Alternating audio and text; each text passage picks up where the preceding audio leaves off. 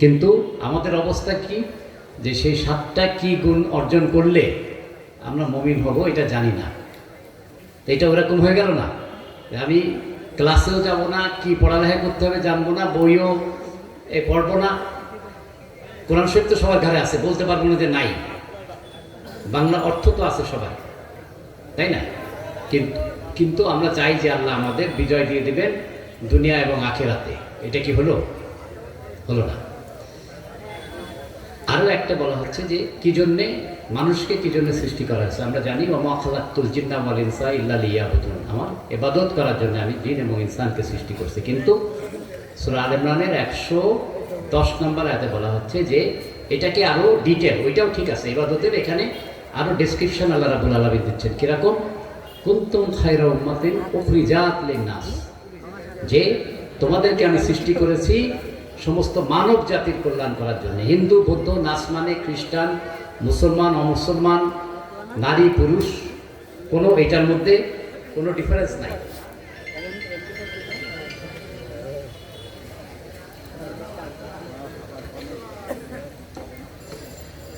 তা এখানে কিভাবে সেই মানুষের কল্যাণ করা যাবে?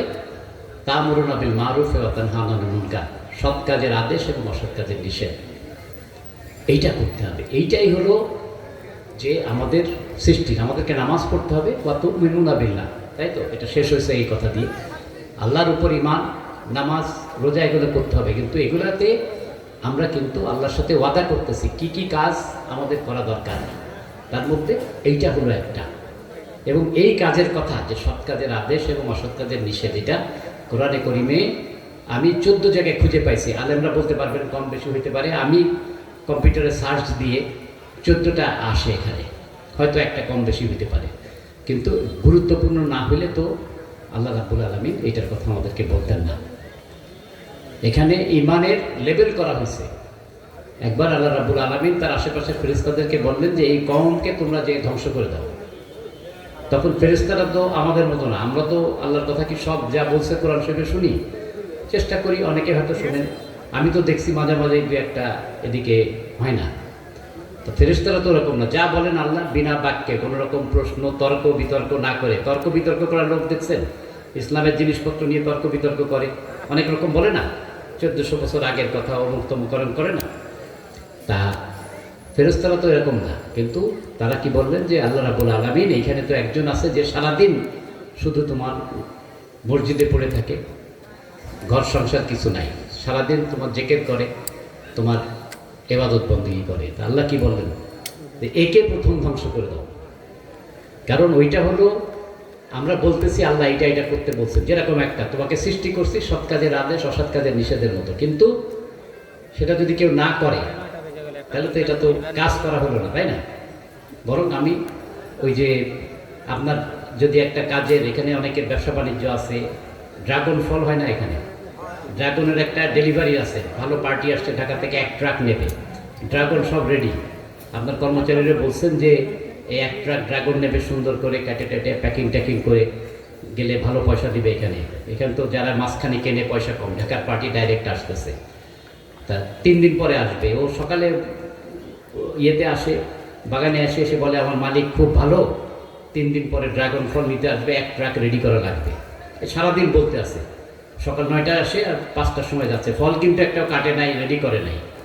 3 দিন পরে ট্রাক এসে গেছে, মালিক এসে গেছে, খুশি, টাকা পয়সা পাবো আজকে, কিন্তু ফল তো রেডি নাই। তো ওই ট্রাক নিয়ে আসছে, ও লোক কি বসে থাকবে নাকি? চলে গেল। তখন আপনার কর্মচারীরা কি করবেন? ও তো এখনো বলতে আছে আমার মালিক খুব ভালো, আমার বলছে আজকে ড্রাগন ফল কিনতে আসবে ঢাকার থেকে, 1 ট্রাক এরকম এত কেজি করে প্যাকেট করে রেডি করতে হবে। এরা কি করবেন? খুব ভালো ব্যবহার করে কেন আরো বকশিশ দিয়ে দেবেন না কি করবেন?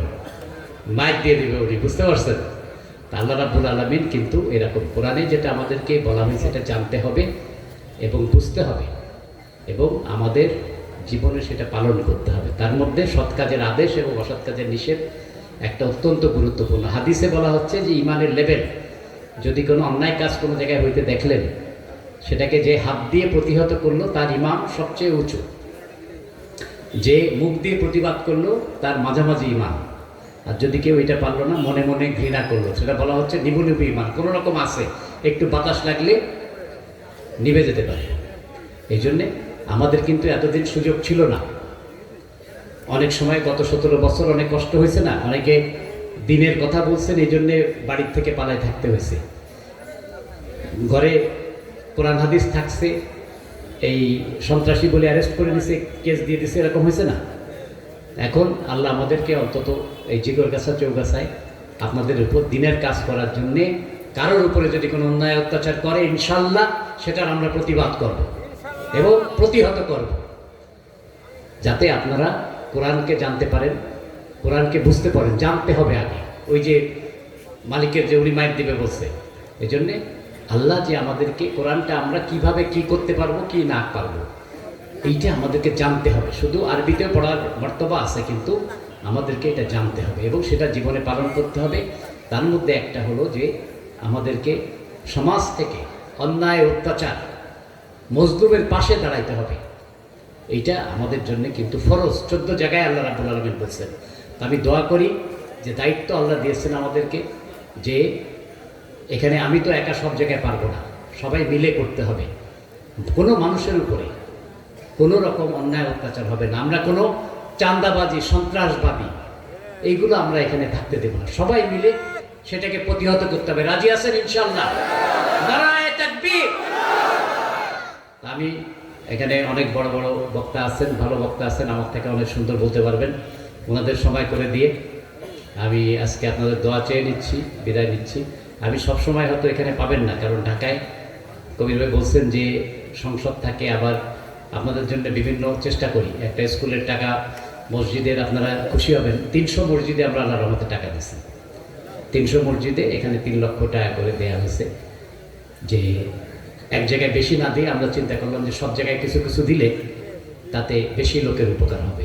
আরও চেষ্টা করতেছি, আল্লাহর রহমতে দোয়া করবেন। আল্লাহ যাতে সুস্থ রাখেন, ইনশাআল্লাহ কাজ করে যাব। আল্লাহ যদি সুযোগ দেন, যতদিন আল্লাহ বাঁচায় রাখেন, এই আপনারা ভালো থাকবেন এবং কোরআনকে জানেন, কোরআনকে নিজেদের জীবনে কোরআন এবং হাদিসকে বাস্তবায়িত করতে পারেন, এই দোয়া করে, এই আশা করে আজকে বিদায় নিচ্ছি। আসসালামু আলাইকুম ওয়া রাহমাতুল্লাহ।